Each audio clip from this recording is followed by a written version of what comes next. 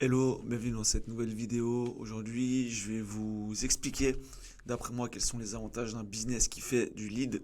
Donc faire du lead, c'est quoi? C'est en gros des sites web qui ont pour but de récolter des informations, donc des mails, des numéros de téléphone, etc. Mais pas de vendre un produit comme par exemple dans le dropshipping. Donc on a notamment les marketplaces qui font de la génération de leads. On a plusieurs autres types de sites également, hein. Plein de gens faisaient avant de la récupération de leads pour les assurances, etc. etc.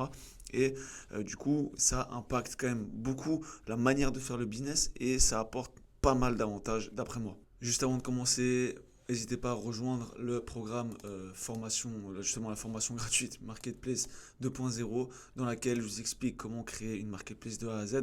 Ça risque de vous mettre l'eau à la bouche et si vous voulez aller plus loin, vous aurez qu'à regarder tout simplement les vidéos, rejoindre le groupe Discord totalement gratuit, le lien est en description et vous pourrez simplement mettre un pied dedans pour voir un peu comment ça se passe. Vous verrez que c'est vraiment une grosse opportunité. C'est pas pour rien que les 10 dernières années, c'est les plus grosses boîtes qui ont pété, Uber, Airbnb, AliExpress, etc. C'est tout des marketplaces et c'est vraiment pas pour rien, c'est que c'est un modèle qui pète réellement. Revenons-en à nos moutons.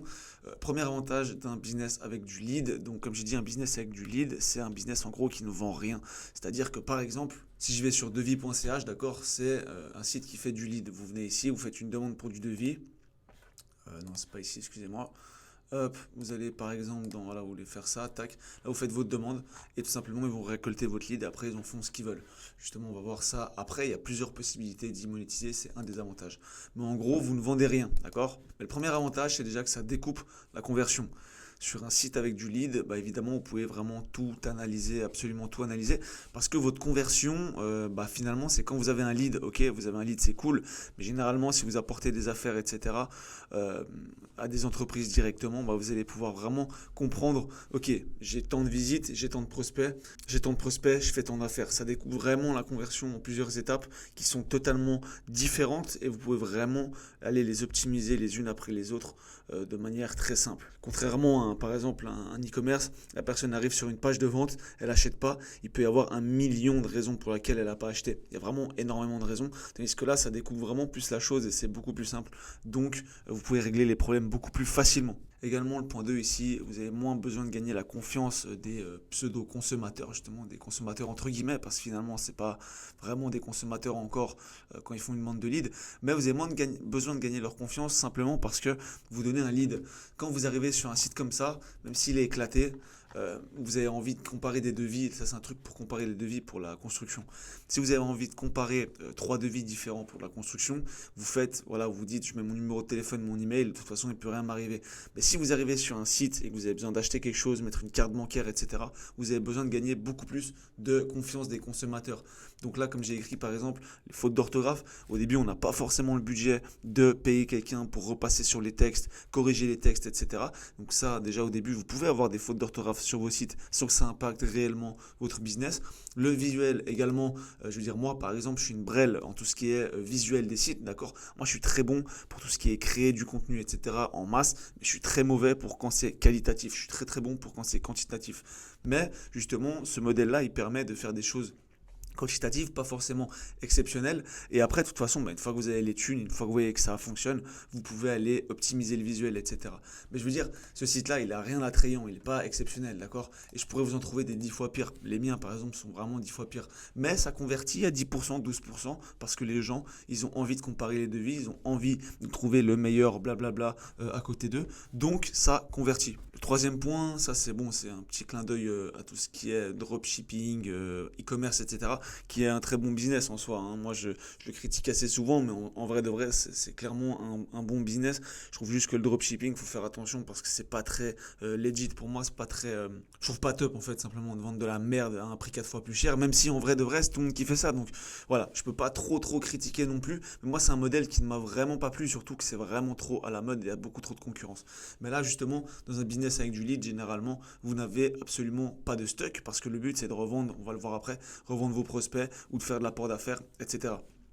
Justement, le quatrième point, plusieurs méthodes pour monétiser. Ça, c'est quand même pas mal parce que vous avez un business, mais vous avez plein de manières de monétiser justement ces prospects. Le premier, c'est vraiment pour les flemmards. Vous pouvez vendre du lead. Tout d'un coup, Vous créez un site, vous avez 10 demandes par jour pour des assurances, vous vous mettez d'accord avec une assurance que chaque lead, vous le vendez 10 balles, vous faites 100 balles par jour en envoyant les leads. Deuxième point, celui-là que je préfère, c'est apporter des affaires.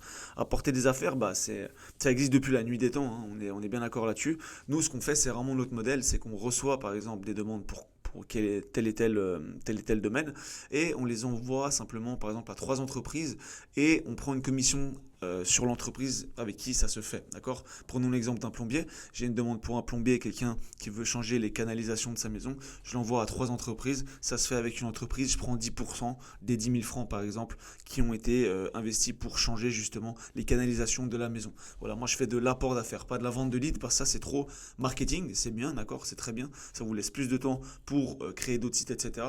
Mais on a remarqué, on a essayé, hein, on a tout essayé. On a remarqué en apportant des affaires qu'on gagnait littéralement 4 à 5 fois plus. Donc ça vaut quand même très clairement le coup. Et le troisième point qui est quand même pas des moindres, c'est que vous pouvez utiliser les leads pour vous-même. Par exemple, si tout d'un coup j'ai un site de création de génération de leads, de tout ce qui est marketing, etc. Et si tout d'un coup j'ai quelqu'un qui fait une demande pour une agence de génération de prospects, je peux le garder pour moi. Je peux le garder pour moi, mon agence, et lui proposer mes propres services. Et au lieu de prendre 10% par exemple sur la prestation, je prends 100%. Enfin, vous avez compris, mais je prends le chiffre parce que c'est moi qui fais la prestation. Donc de nouveau, ça c'est un avantage qui n'est vraiment pas des moindres, et que vous pouvez vraiment, vous pouvez jauger tout d'un coup. Si vous voulez vraiment vous positionner en tant que marketeur, même peut-être que vous n'allez pas faire de prestations parce que vous voulez juste scaler votre business. Mais si tout d'un coup, un jour vous avez un gros projet ou autre, vous voyez qu'il y a une grosse opportunité, un gros contrat à 40-50 000 balles, vous le prenez pour vous parce que vous avez envie de le faire, vous avez une équipe, vous avez tout ce qu'il faut et vous le prenez pour vous. Et ça m'a fait justement penser à un point que j'ai oublié, que je vais mettre juste ici, qui est, qui est justement que vous pouvez revendre facilement. Parce que simplement, quand vous revendez un site de lead, vous intéressez toutes les entreprises qui sont dans ce domaine. C'est pas, il y a deux manières de vendre en fait. Par exemple, si on prend l'exemple de la marketplace de plomberie, vous pouvez soit la vendre à des entrepreneurs qui veulent un business qui tourne et qui veulent le faire tourner encore plus, ou vous pouvez le vendre à des plombiers justement qui veulent des leads pour eux. Contrairement justement à un e-commerce, vous pouvez que le vendre à un entrepreneur qui veut le prendre pour le faire encore plus scaler. Mais vous pouvez pas le vendre y a pas, enfin, vous voyez ce que je veux dire. Vous pouvez pas le vendre à un fournisseur. Vous voyez bien la logique. Quand vous avez un site qui fait 10 leads pour les plombiers, c'est facile de le revendre à un plombier et c'est facile de le revendre à un entrepreneur s'il fait de l'argent. C'est assez logique. Et le sixième point, c'est beaucoup plus facile et beaucoup moins coûteux à créer. Si je prends l'exemple de la création du site web, par exemple, justement, c'est ce qui diffère beaucoup entre par exemple, site e-commerce et un site de génération de leads. Un site de génération de leads, il n'y a pas besoin de paiement, il n'y a rien besoin, d'accord. Et ça fait donc, par exemple, Shopify, c'est quoi? Je crois que le plan de base, il était à 29 dollars par mois. Et par exemple, si on prend un WordPress, vous payez l'hébergement et ça coûte plus rien après. Même si vous prenez un Wix, moi je fais tout sur Wix, en tout cas pour le moment encore, ça coûte 7,25 € par mois, ce qui est quand même 4 fois moins cher. Et surtout à créer, c'est beaucoup plus simple. Il n'y a pas de sourcing, etc. C'est toutes des pages avec simplement du texte et un petit justement lead magnet, enfin un petit formulaire pour laisser le lead. Donc c'est vraiment beaucoup beaucoup plus simple.